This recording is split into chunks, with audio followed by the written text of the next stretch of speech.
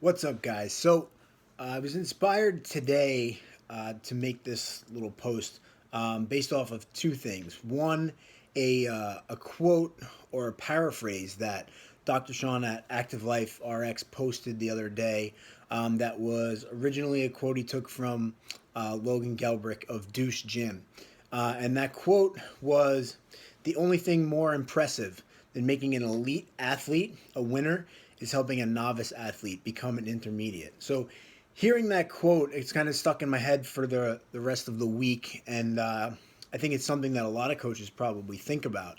But the reason it resonated even more with me today is I've had two of my clients that I talk about once in a while on social media, both who are in their 50s, both who I've been working with a little over a year, and some things have happened with them over the last week that really resonated with me in alliance with that quote, right? I'll start by talking about them and giving a little background story on that, and then kind of talk about how it ties in. One of them started CrossFit and wanted to get into it. They actually both started at the same time. These guys are actually friends, and they work together a little bit too. They took elements. They went through the intro classes, and then they got into class. Were excited about it. Took a class, and were so sore after that they couldn't train for another week. So they said, "Wow, this stuff's really tough. Maybe I need to dial it back a little bit. I'll rest, and I'll come back when I'm ready and make adjustments there." So they did that, and again, the same thing happened. They tried to dial it back. They tried to bring the intensity back and scale it back a little bit. But again, they were so sore that they couldn't do anything physically for about a week, right? And they kind of started to shy away from it, saying, "Well, maybe CrossFit's not for me."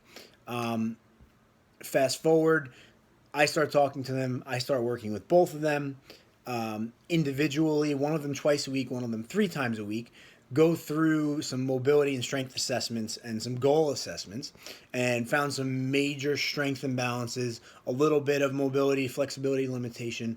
So I started working with them and working towards those things.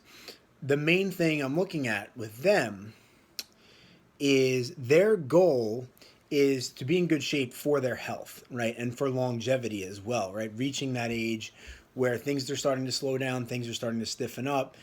They want to maintain their quality of life and their independence looking down the road as long as possible, right? So we're playing a longevity game with them as much as we are playing an increased capacity game with them.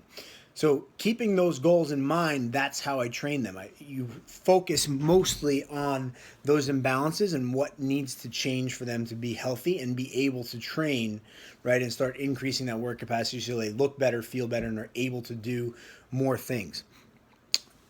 Sometimes you'll have an athlete, and this is represents maybe 10% of the athletes that you're going to run into. Their goal is actually to be a competitive athlete, right? And that's different. So it's important both as an athlete to know what your goals are, right? Am I here to get fitter for my health, to be healthier in my 60s and 70s and be able to still do things and live on my own at that age as long as possible, right? Or am I trying to be competitive for right now, make some sacrifices in order to perform as well as I can at a specific sport or in a specific event? So, as a coach or as an athlete, whichever one you are, you need to identify those. It's super, super important, right? Because it's going to dictate what you do going forward, right? But in my experience with them, um, they recently have made huge gains, obviously going over the year, and I try and illustrate, on paper as they make changes to their strength balances or they PR certain things. I'll show them, look, you increased this by this percent, and that they understand that, right? And they're happy to see their numbers going up. But what's more important for them is the carryover into their regular life, right? Again, their goal is to feel better, look better, and be able to do more things outside the gym for a longer period of time, right? So showing them those numbers increase and explaining it to them and educating them on what it means is great. That's super passion. I'm super passionate about that, and that will drive me. And I'm very proud of when those changes happen, right? But I have to look at what's really driving them, right? That's what's more important, because that's going to keep them motivated, and that's more importantly going to illustrate to them the progress that they've made, right? Which is going to keep them coming back and make them hungry to do more, right? And make them that much more excited about training to continue to do it. So again, a little over a year down the road, and these guys both just went surfing for the first time, and they were both able to stand up. One of them actually came to train right after, right? And we did some recovery work. We did a little bit of a more low intensity session, but they both said, a year and a half ago, there's absolutely no way they could have done that, right? And they had photos taken while they were surfing, and they sent me the photos, and we've been talking about it for the last week, and they're both talking about going again, et cetera, right? Remember, these are guys in their 50s who are not lifetime surfers or not lifetime athletes. They came to CrossFit to try and get into better shape, right? I was lucky enough to be able to work with them, identify what was going on with them. They've been consistent and hardworking, right? And as much as I try and show them, okay, you're getting stronger, okay, you're getting better, I try and illustrate to them as much as possible, because that gets me excited to see that on paper. You have to remember what gets them excited, right? So that's from a coaching perspective. So today I had one of them hit his back squat about a year ago, we tested his back squat, and he was able to do 165 pounds for 13 reps. Today, he did 185 pounds for 19 reps. That is an insane increase in his strength. And by the way, we didn't squat much over the last year. We did a ton of single leg squatting and a ton of carrying, right? And for the last 4 weeks, we did some yoke carries to get that bar on his back, right? And we did a little bit of a squat cycle, and that led to this. But most of the work was done where he needed it, right, on a single leg and on his postural stability doing those carries. But he was happy to see that increase, right? But he was more excited about the fact that he was able to just get in the water and go surfing and not be exhausted, get up on his board, and then still come to the gym after, right? And not be in pain from that.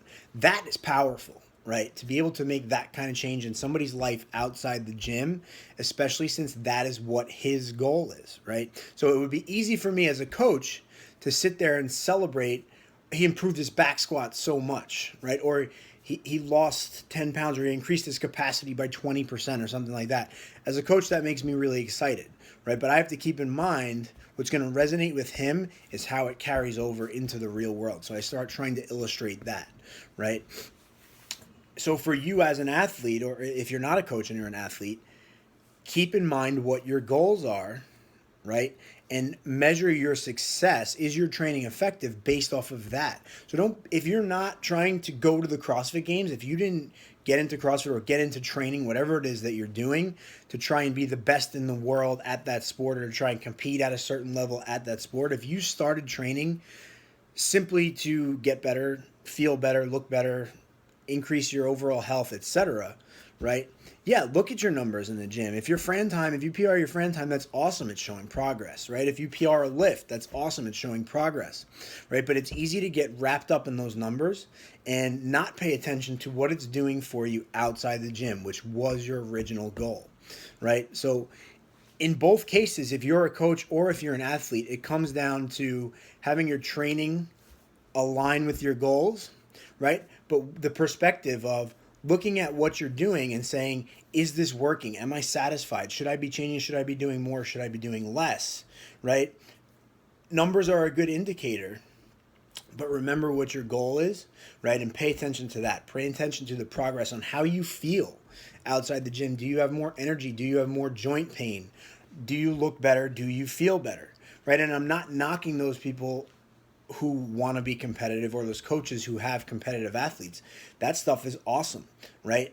It's exciting, it's fun to do, and it's not any easier or any harder or any more or less important. You're making a change, a positive change, and helping somebody achieve something, or helping yourself make a positive change and achieve something, and that's awesome as well, right? But don't count out the lifestyle changes, the longevity changes, and the overall health changes that you as an athlete might be making, or a coach might be making with your athletes or with your clients, right? And show them that, right? As a coach, don't be afraid to say, hey, man, instead of saying, hey, dude, look, your time on this workout 6 months ago was this, and now it's a minute faster, and that's this percentage better, and you're that much better, and you use this much heavier weight, they'll be excited about that, right? But if their main goal was to look better, feel better, etc., be more healthy, start illustrating that as well, right? So say, okay, your squat is better now, you're better on a single leg now. Okay, so that's allowing you to go out and go surfing. That's allowing you to work in your garden for 6 hours straight and feel okay about it and not have joint pain, etc. Right? So just something to think about for both coaches and athletes. Make sure your training aligns with your goals and keep that perspective, right? Step back, take a look at how much better you are, how much better you feel, how much closer you are towards that goal, and then evaluate what you're doing based off of that. Cool? All right, thanks, guys.